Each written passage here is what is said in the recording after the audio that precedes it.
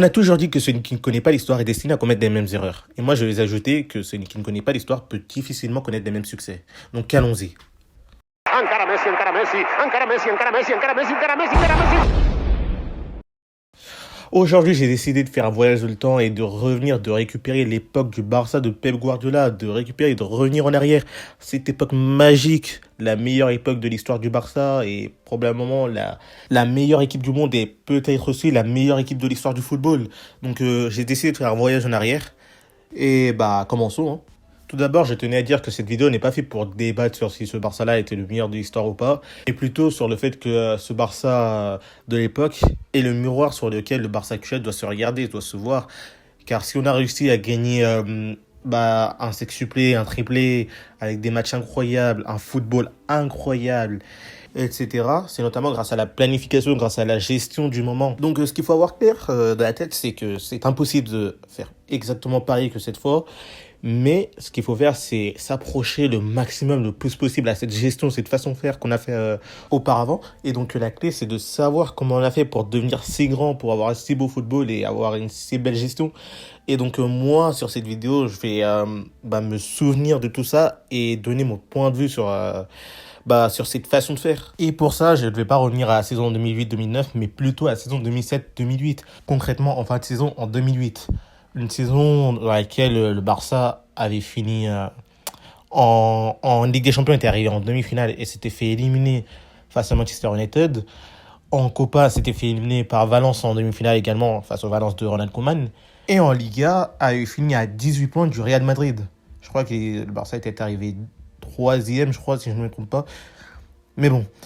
Et oui, c'est cette année-là où le Barça avait perdu 4-1 au Bernabéu et tout ça. Donc, en 2007-2008, on avait pratiquement le même effectif qu'en 2008-2009, sauf que avec quelques nuances. Par exemple, on avait Zambrotta qui était un des meilleurs pistons de cette époque. À Juventus, il a été considéré comme le meilleur piston de son époque, et avec l'Italie où il a gagné une Coupe du Monde, il a joué un très très bon rôle. Ensuite, on avait aussi Lilian Thuram, on avait Ronaldinho, on avait Deco, on avait Edmilson, on avait Juli.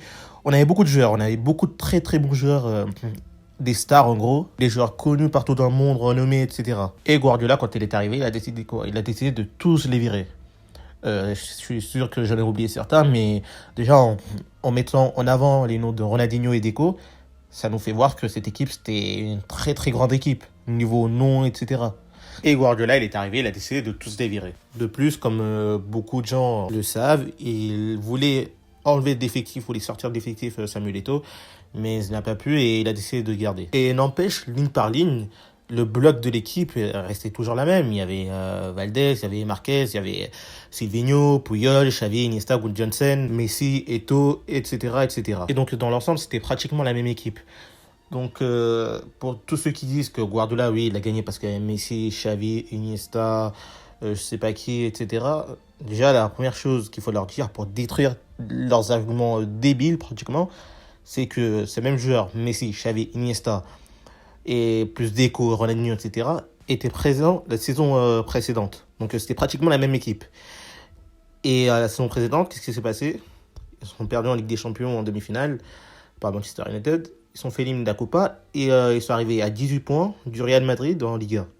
Et ils se sont pris 4 ans au Bernabéu. Donc il faut arrêter de mentir aux gens. Dire que Guardiola il a gagné par Messi, Ronaldinho, par Messi, Xavi, Iniesta. Il faut arrêter de dire ça parce que vous allez pas me dire que les joueurs avaient muté lors des vacances, il s'est passé quelque chose, ils ont muté. Non. Guardiola est arrivé, il a pris une équipe qui s'était pris 4 ans au Bernabéu. Donc forcément, il est arrivé une série de choses qui ont mené au Barça à être ce qui a été. Et la première chose, c'est que Guardiola est arrivé et a enlevé tout cet environnement toxique qu'il y avait au vestiaire avec Ronaldinho qui ne voulait pas s'entraîner, qui des fois arrivait ivre aux entraînements, et Deco un peu de la même chose. Et donc avec tout le respect que je les dois, c'est les légendes du Barça qui nous ont aidés à gagner par exemple la Ligue des Champions en 2005, etc. La mentalité qu'ils avaient en 2007-2008 ne correspondait pas aux exigences que le Barça avait à ce moment-là. Et on dirait qu'après la Ligue des Champions 2005-2006, ils ont mis un peu, Non, ils ont clairement mis le frein à main et ça a provoqué une décadence de la part du FC Barcelone de 2006 à 2008. Et donc, c'est ce que dit Guardiola. Il a pris l'équipe, il a décidé d'enlever tout cet environnement toxique, ces leaders du vestiaire et qui étaient Ronaldinho, etc.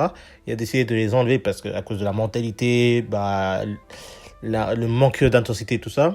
Il a décidé de faire en sorte que les jeunes et tous les effectifs ne se regardent pas en eux, qu'ils ne soient pas le miroir à se regarder.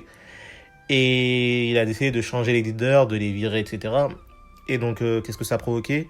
Ça a provoqué que les jeunes qui étaient dans l'effectif prennent plus de responsabilités et montrent tout ce qu'ils avaient à montrer. Et aussi, cet été-là, 2008, on a eu l'arrivée de Dani Alves, un transfert très très important, hyper important, fondamental pratiquement. La preuve, c'est le joueur avec le plus de titres de l'histoire. Et pour moi, le meilleur latéral de l'histoire aussi. Et donc, à cette époque, par tout ce que j'ai raconté tout à l'heure, par la mentalité, le niveau d'intensité qu'il montrait déjà au Séville, il est arrivé pour être le miroir dans lequel les jeunes devaient se regarder, devaient se voir. Et ensuite aussi, on a eu l'arrivée, le retour plutôt de Gérard Piqué depuis Manchester United. Faut pas oublier que lui vient de la Masia, ensuite il est allé à Manchester United pour se former et il est revenu. Ensuite, on a eu également l'arrivée de Seydou Keita et aussi, même si c'était pas ce même été, on a eu l'arrivée de Yaya Touré et d'Eric Abidal qui ont été des éléments fondamentaux pour être les leaders de l'équipe, pour la stabilité dans l'équipe. Donc ils sont arrivés, ils ont direct été leaders et voilà. Entre tout ça, plus les jeunes, les Messi, Xavi, Iniesta, etc. Et aussi l'arrivée de Thierry Henry, aussi, il ne faut pas oublier, depuis l'Arsenal, qui était venu avec de la motivation depuis l'Arsenal, il voulait montrer son niveau et tout ça. Tout ce mélange de mentalité et motivation de jeunesse, le fait de vouloir toujours aller vers l'avant avec un gagnant comme Eto'o, un autre gagnant comme Henry qui est sorti de l'Arsenal pour montrer encore plus son niveau, et tout cet ensemble de choses qui sont réunies a fait en sorte que le Barça montre un niveau d'intensité infiniment supérieur à celui qu'elle avait la saison précédente avec des leaders qui ne donnaient pas le bon exemple. Et pour le temps, ça c'est le premier point important. Les leaders d'une équipe ne peuvent pas donner un mauvais exemple d'intensité et de concentration. À partir du moment où tu as les personnes qui commandent le plus en train de marcher sur le terrain, que ce soit Ronaldinho, Iniesta ou Xavi, tu dois faire un nettoyage. Rapidement, vite, sans pression, sans te prendre la tête, tu dois faire un nettoyage. Et le second point, c'est le fait d'avoir des joueurs avec des capacités physiques, mentales, tactiques, mais surtout mentales, psychologiques. J'insiste sur psychologique, car j'insiste encore, c'est la motivation. Daniel Alves, il est venu ici pour être le meilleur latéral droit du monde. Yaya Touré, la même Hleb, même s'il n'a pas joué, il n'a pas compté avec beaucoup d'opportunités, mais il est venu avec la même motivation. Et tout comme eux, des joueurs de la Masia, genre Messi, Xavi, Iniesta, etc., ils avaient la même motivation, la même attitude, un style de jeu défini, appris dès tout jeune, dès tout petit. Et ensuite, il s'est passé quoi? Ils ont eu un entraîneur comme Guardiola qui était quelqu'un avec la même motivation, encore plus que les joueurs. En plus, qui connaissait la maison, qui connaissait le Barça, qui connaissait son entourage et la pression qu'ils ont, les joueurs qu'ils avaient. Et c'était l'entraîneur limite parfait et adéquat pour ce moment et pour le Barça. Car il avait tout, il connaissait tout dès le début, il savait comment traiter les joueurs psychologiquement, il connaissait les bases tactiquement, et il ne faut pas oublier qu'il a joué sous les ordres de Johan Cruyff. Et donc avec Laporta en tant que président, Guardiola avait tous les pouvoirs au sein du vestiaire, il avait tout, il contrôlait tout, de l'été 2008 jusqu'en 2011, il avait tous les pouvoirs. Et à partir des déclarations d'Ibrahimovic, il y a eu une succession de choses bizarres, par exemple la non-convocation de Piqué à un match de Ligue des Champions, je crois que c'était face à Leverkusen en 2010, là où Messi l'avait mis à quadruplé. Et ensuite, il y a eu l'arrivée de Fabregas, et je ne dis pas que c'était un mauvais joueur, c'était un joueur avec l'ADN Barça, qui a été formé à la Masia, etc. Mais on a toujours dit que c'était un transfert pour pour faire en sorte que les Piqué, Messi et tout ça soient contents. Et donc ça ne rentrait pas dans l'idéologie, vous avez compris. Et ensuite, à partir de là, il a eu des problèmes, entre guillemets, avec une certaine partie du vestiaire. Et ensuite, en 2011-2012, bah, il est parti sûrement parce qu'il n'arrivait pas à faire ce nettoyage, cette révolution dont l'équipe elle avait besoin. Il ne se sentait pas capable, pas si fort pour la faire. Surtout par le poids pris par les joueurs qui avaient tout gagné pratiquement en 2008-2009. Ils avaient tout gagné littéralement.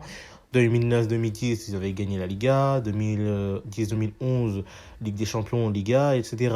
Et tout ça ajouté au fait qu'il n'y avait plus Laporta et Tchéky. Et il y avait Rossell. Donc avec Rossell, c'était tout un cas.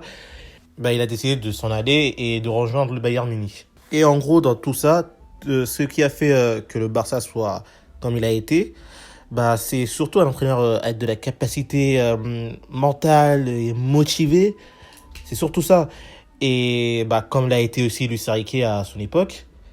Et voilà, parce qu'après, il y a eu Valverde, catastrophe. Donc, je pense que Guardiola, c'est le meilleur entraîneur qu'on aurait pu avoir niveau... pas seulement au niveau mental, comme j'ai dit tout à l'heure, mais aussi au niveau de planification, au niveau de gestion tactique et tout ça. Donc Guardiola, c'est vraiment le meilleur qu'on aurait pu avoir. Et pour moi, c'est le meilleur entraîneur du monde, de l'histoire. Moi, personnellement, je dirais que oui. De l'histoire, oui. Mais Calmeo, c'est un avis très subjectif et relatif, donc ne vous inquiétez pas, chacun a droit à son opinion. Mais dans tous les cas, la sensation de domination à travers le ballon et l'intensité qu'on avait avec Guardiola, bah, c'était la meilleure qu'on pouvait avoir.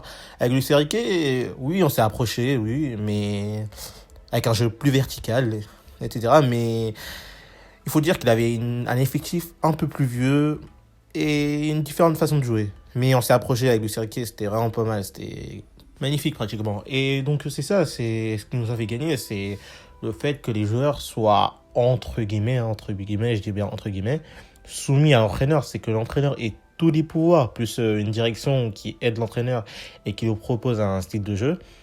Et c'est ça, à partir du moment où tu as des joueurs toxiques et tout ça, bah dehors, tu les mets dehors, tu les mets dans le mercato, tu leur dis merci pour votre travail, etc. Mais on a décidé de couper le chemin et tracer votre route, entre guillemets. Et voilà, c'est tout. Moi, je m'arrête là. Comme d'habitude, je vous invite à laisser votre avis dans la caisse de commentaires. À la prochaine et la paix sur vous.